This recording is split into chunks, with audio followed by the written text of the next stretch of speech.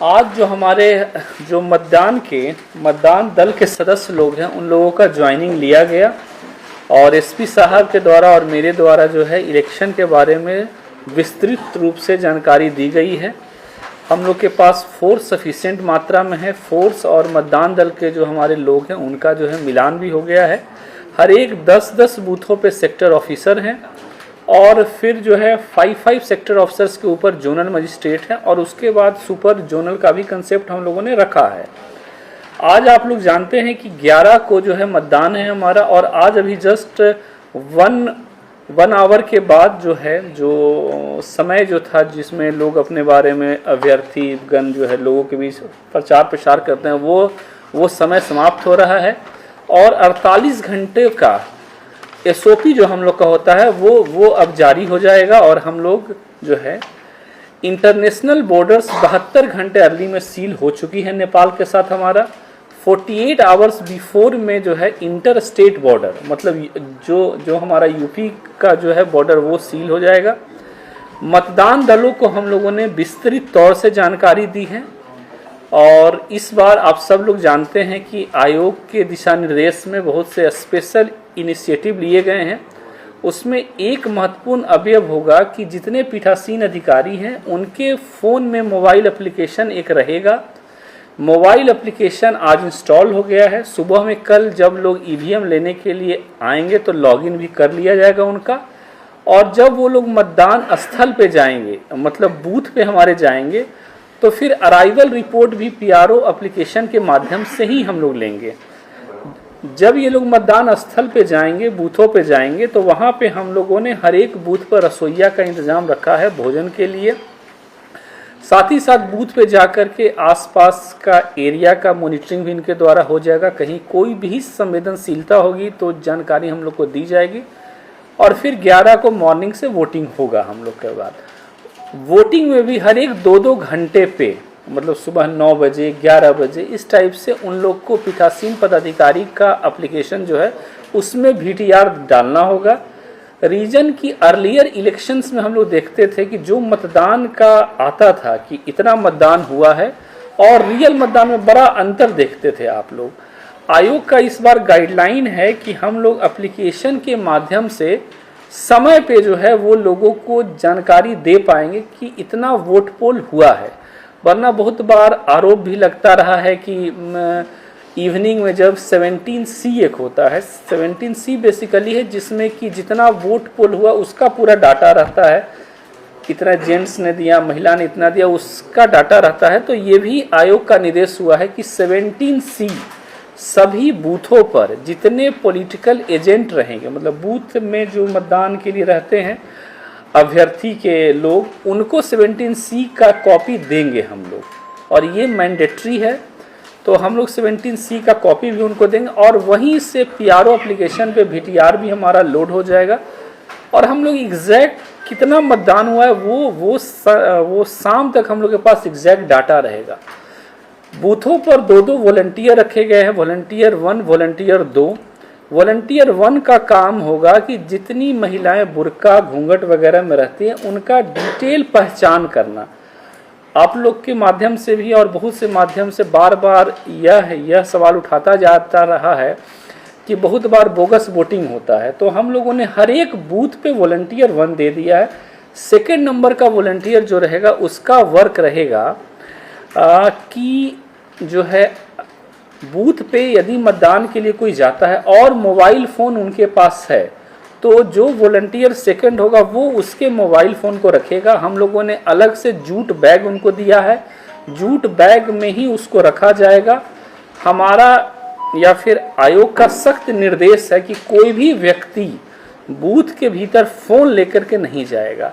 सिर्फ और सिर्फ जो है पीठासीन अधिकारी के पास मोबाइल रहेगा क्योंकि उसको VTR एप्लीकेशन पे जो है डालना पड़ेगा।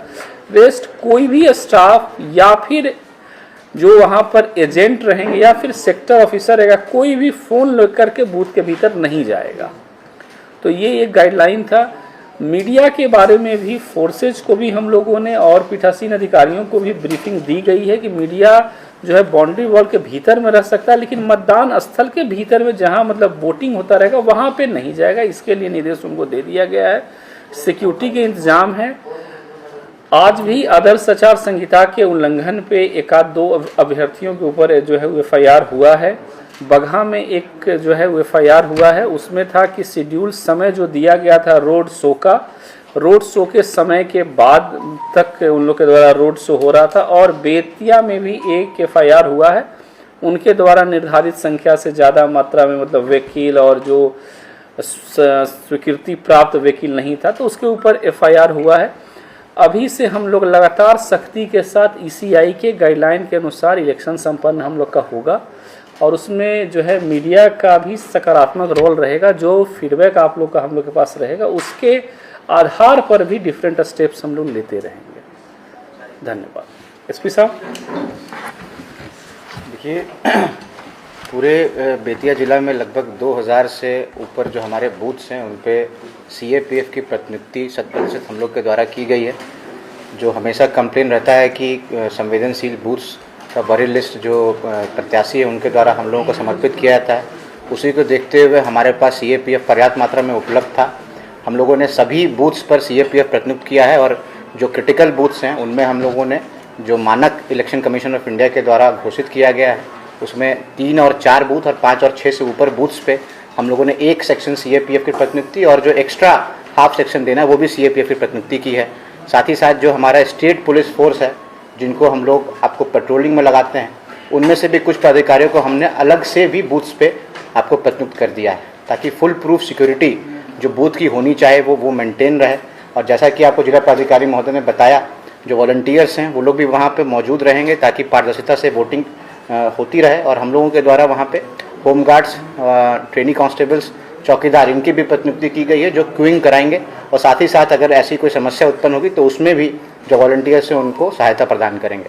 साथ ही साथ जो बूथ के बाहर का क्षेत्र है, आप सभी को पता होगा कि 100 मीटर के अंतर्गत 144 का आपको घोषित रहता है, इसलिए सभी से यही अनुरोध रहेगा कि उसको आप लोग अनुपालन करेंगे। मीडिया कर्मी को भी वहाँ पे जाने के लिए आप लोगों की भी समस्याएं रहती हैं कि हम लोगों को कवरेज सही से नहीं मिल रहा है, उसको लेकर के भी आपको जो सारे गाइडलाइंस है उसको आपको बता दिया गया है।